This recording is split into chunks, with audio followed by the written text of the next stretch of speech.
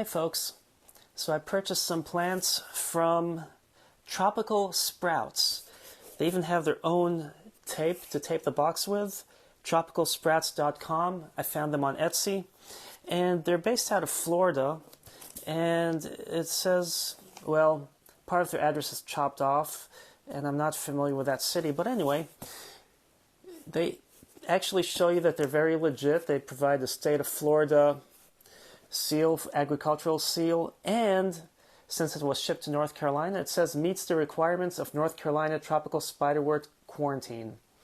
So it's not known to occur in the area of production. So not only did they satisfy the state of Florida's Department of Agriculture where they're from, but they make sure they satisfy the requirements for the states that they're sending them to, which is kind of nice.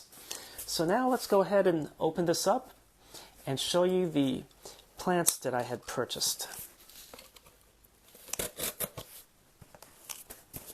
See, one thing they did is they used tape on one side and regular tape on the other, and that is a good way to save a little dough rather than using their own printed one, which came obviously at a premium from the regular packing tape, so that they're able to show you who it's from, but also save some money so that they can hopefully not charge you as much. And these were priced reasonably. So now we have this open. Let's take a look. So I bought 2 Dwarf Everbearing Mulberries. So they are nicely packaged. They have them in these nice long bags to where you can see that the leaves remain flat and intact. And they're labeled nicely, which is nice. It's always great to know what you're purchasing. If you buy an assortment of plants, including some you're like, this looks cool, let me try it out. At least you know what they are. Although I know what an mulberry is, but this is a dwarf, which is nice, so it doesn't grow as big as the ones I find sometimes when I'm walking the greenway or something. It's always nice to find them in season as long as you can reach the fruit. And then here's another one.